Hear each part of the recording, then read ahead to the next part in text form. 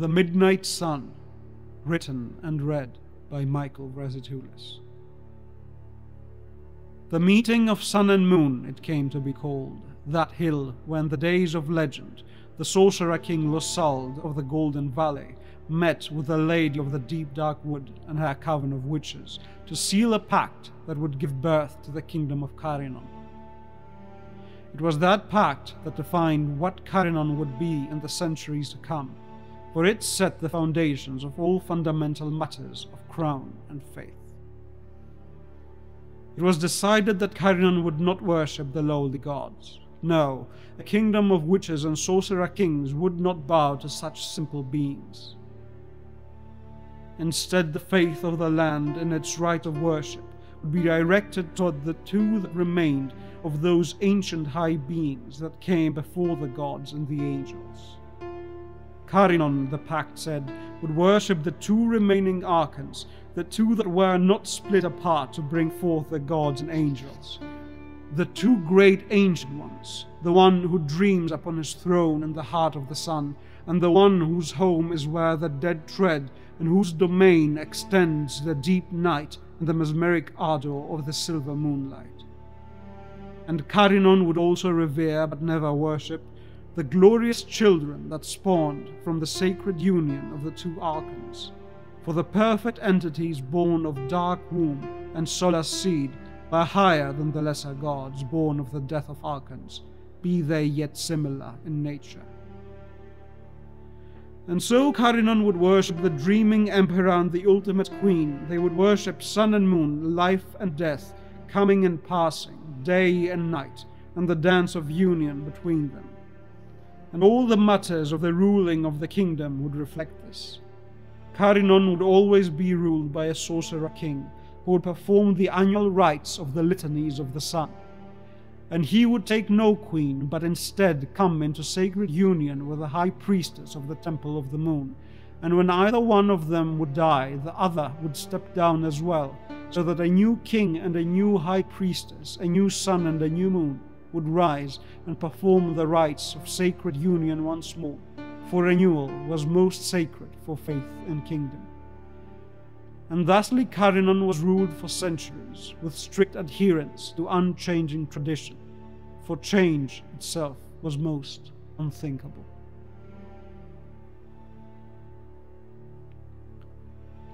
Prince Osphane was a second son.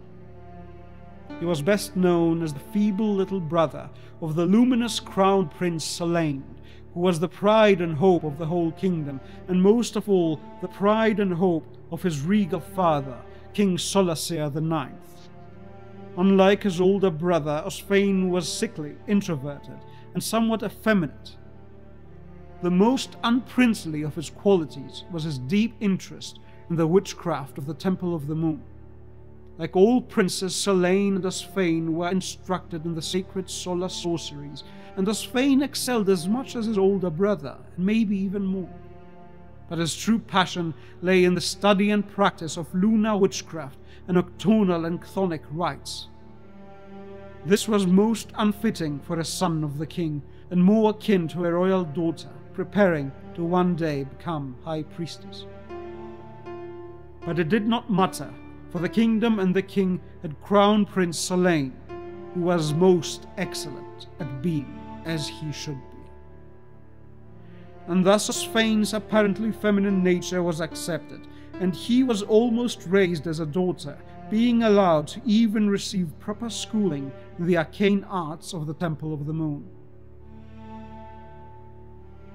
Yet, as fate or luck or whatever may drive the cart of history is known to sing tunes most ironic, Osphane was made king through a royal tragedy most banal. A hunting accident killed both king and crown prince and left an apparently unmanly, sickly young man with the reins of power.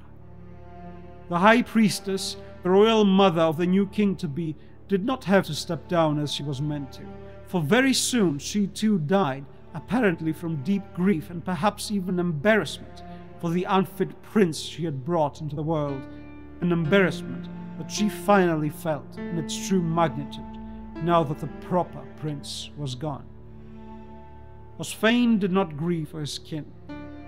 All those years he knew exactly how he was perceived by his own. Now he was free to do as he pleased, and his great plans were already in motion. He continued upholding the facade of weakness in front of the opportunists and sycophants that immediately surrounded him once his future kingship became apparent. Yet in secret he plotted to hammer himself into the pages of history in a way none would dare think, and indeed none could possibly foresee what would happen on the night of the rite of sacred union. As sacred tradition demanded, the crowds of Cairnan, both noble and lowly, had gathered to behold the great rite that would officialize the new king and high priestess and bless their renewed kingdom with their ritualistic union of spirit and flesh. The silver disk of a glorious full moon threw a ghostly pale light upon the sea of silhouettes that were gathered upon the sacred hill, gathered around a large bed with frame of dark carved wood and covered in the finest of linens. On both sides of the bed a small group of ritualistically clothed figures stood surrounding the two main participants of the rite. From the start, things were not quite right.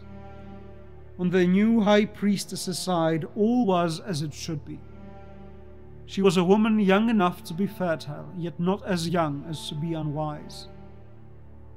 Her robes were crimson and silver, the traditional colors of the clergy, and the high-ranking priestesses that accompanied her wore similar, if less impressive, garments. But on the new king's side of the bed, things were unsettlingly unconventional.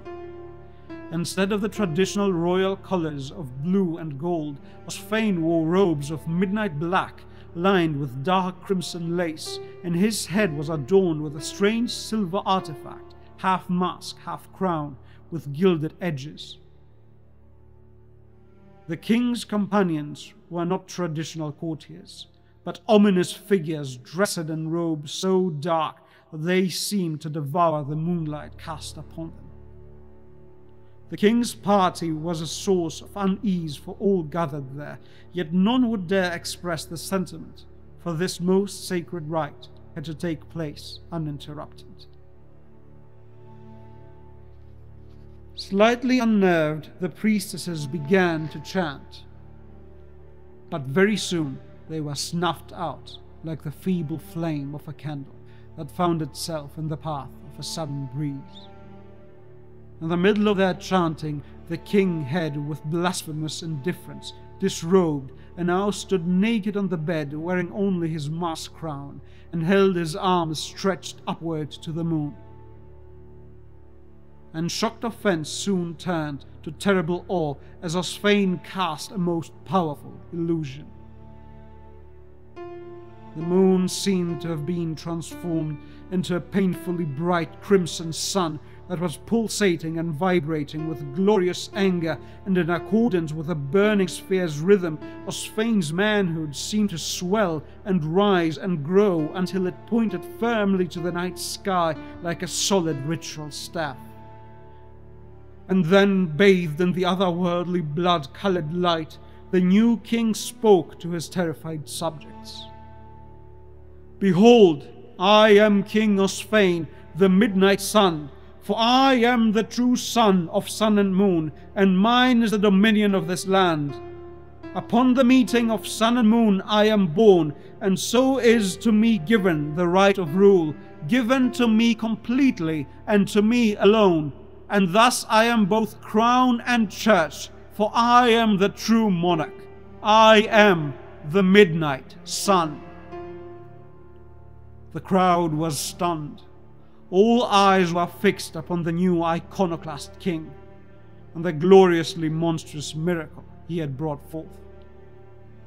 All were aware that what was happening would redefine their world for good or ill.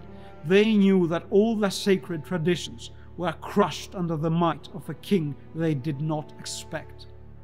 And yet none could react, for the raw presence of Osfane's true will had enchanted, broken, and enslaved their minds all at once.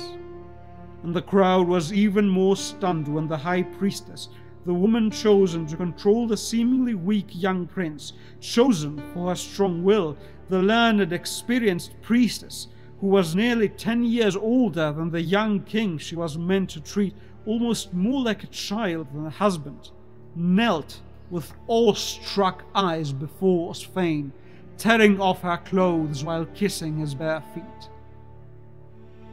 She then stood beside him, now naked herself, and proclaimed to all that the son of sun and moon, the true monarch of Cardonon, had been born, and that all owed their allegiance to him, for to him belonged both crown and faith. Then she fell to her knees again, and embracing the king's legs, she begged him to bless her.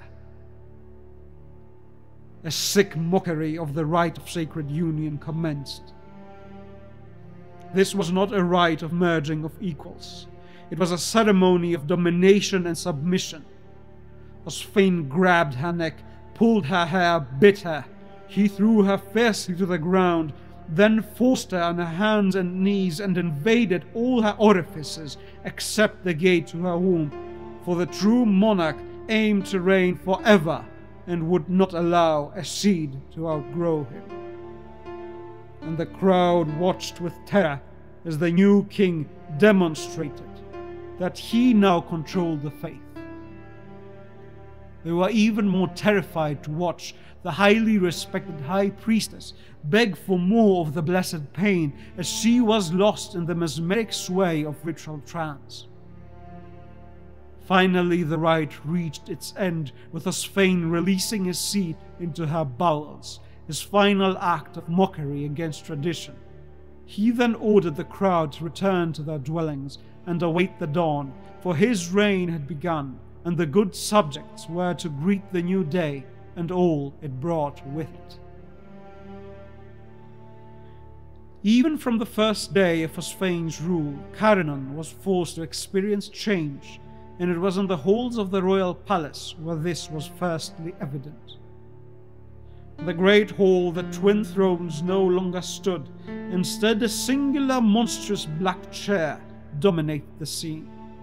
The high priestess no longer sat at the side of the king, but instead sat on the floor at his feet.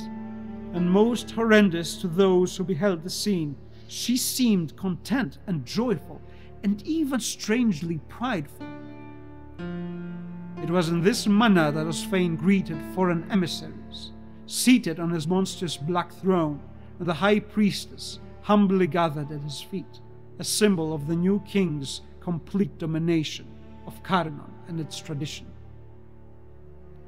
And to both enemies and allies, this was a message that a new power had risen. Unlike the coven of priestesses, the political and religious leaders of Cardonon's allied kingdoms, Angor and Darmgand, beheld the rise of Osphane with satisfaction, since they saw it as the strengthening of the weakest member of their alliance. Angor's council of magocrats and Darmgand's king and the college of theologians sent letters of congratulation accompanied by great gifts to the new king, and even the headmaster of the 15 Towers sent a letter in which he enthusiastically proclaimed his certainty that Osphane's rise would greatly benefit the study of the magical arts. And neither did Cardonon's enemies neglect to make their views on this new development known. The Galarian ambassador brought to Osphane his emperor's concerns that the political change might breed instability.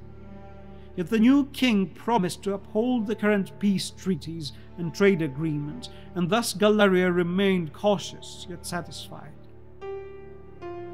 Savania, however, claiming that the new king was a practitioner of the most vile forbidden magic, declared once more holy war against Cardonon in the name of the most holy god Elanos. And it was this war that established Osphane as a mighty and beloved ruler in the minds and hearts of his subjects.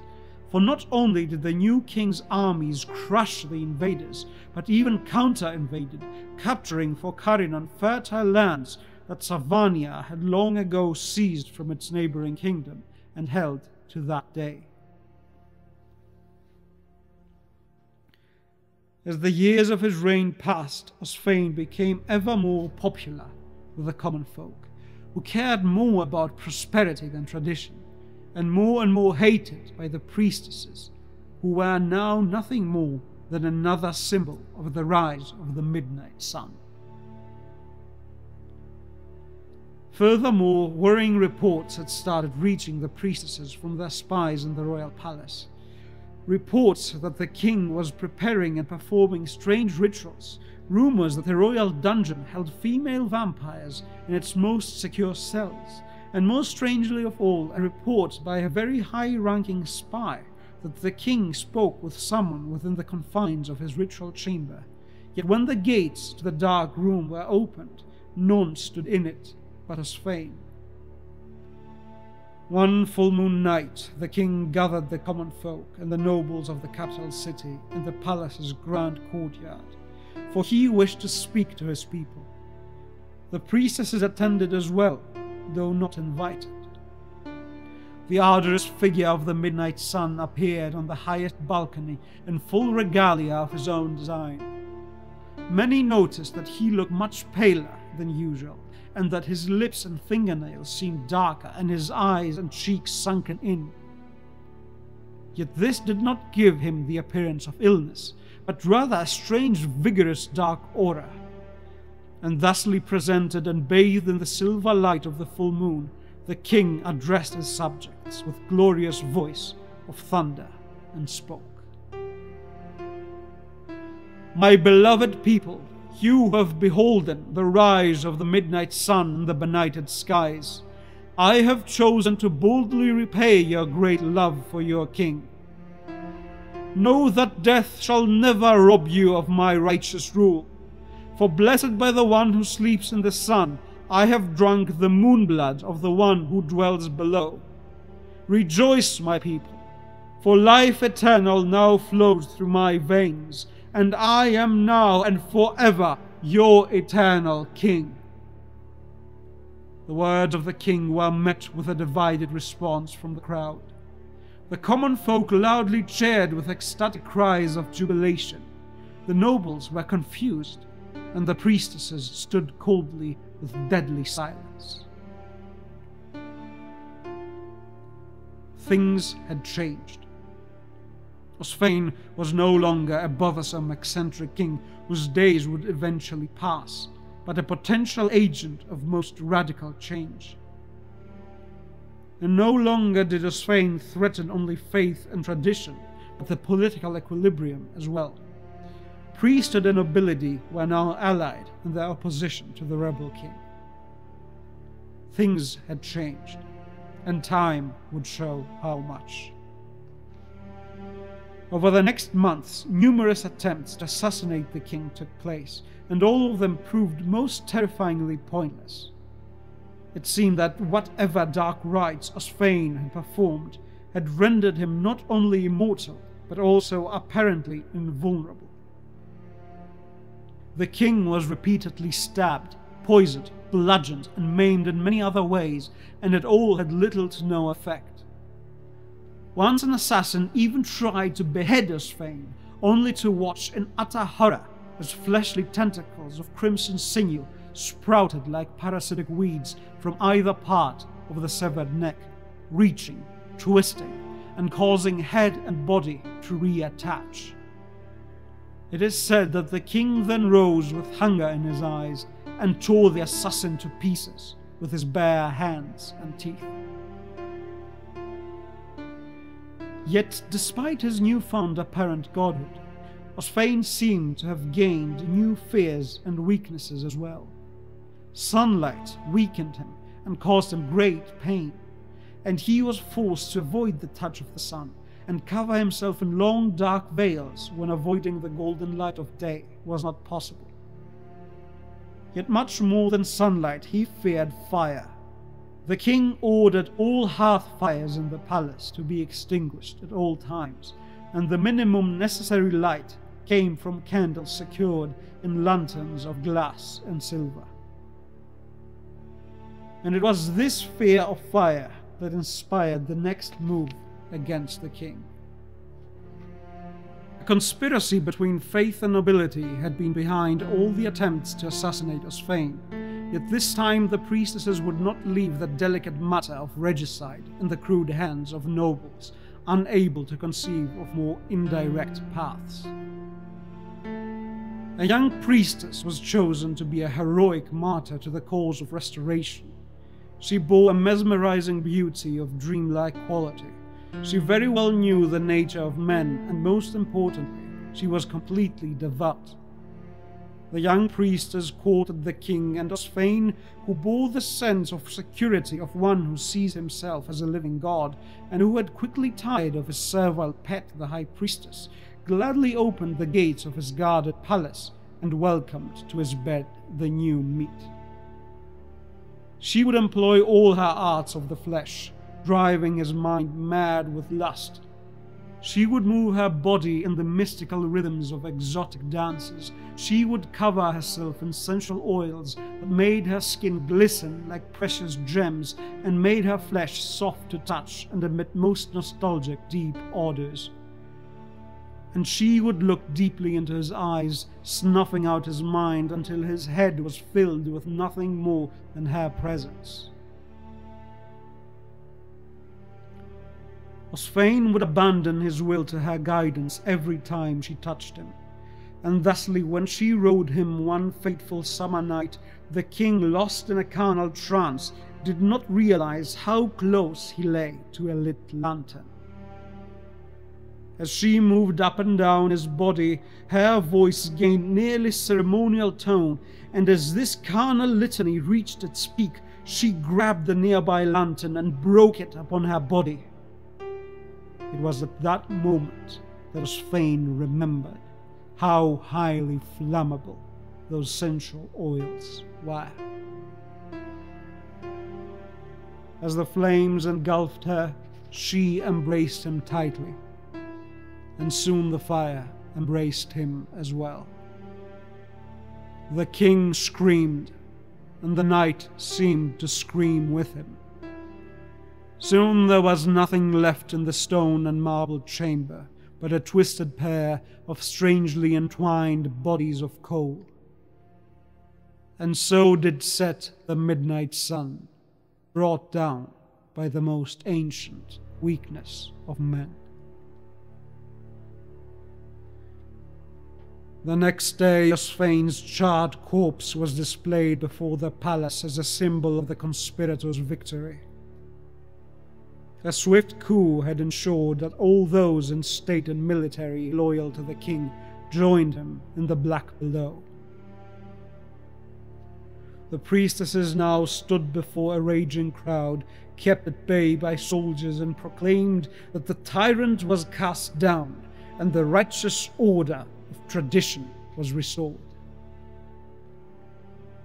From within the crowd that cried out in grief for the lost monarch and hatred for those who had caused his sun to set, emerged a strange figure dressed in a cloak of black and gold. The cloaked silhouette approached the burned body and the priestesses.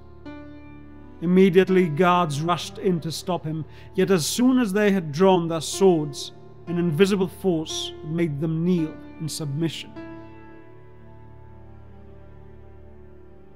The dark figure slightly pulled back the cloak's hood, revealing a pale face with dark, hollow eyes, within which did burn the light of dying stars. The priestesses froze in fear, for they knew exactly who he was. And facing them, the Black Emperor spoke. "You are not worthy of the black sun I have brought forth." Then he looked upon the mournful body of coal and said with nearly paternal tone, "You may rise. It is complete now." The sky darkened and the earth shook. The burned corpse exploded, and from within the resulting cloud of soot and cinder emerged a glorious pale creature, a vampiric angel with beautiful hunger burning in his crimson eyes. The reborn midnight sun lunged upon the gathered priestesses that soon were reduced to a pile of limbs resting upon a pool of blood. Then the Black Emperor lifted himself from the lowly ground and flew into the heights of the darkened sky. And the pale creature, now dressed in glistening crimson veils of flesh and blood, spread its ardent membranous wings and followed.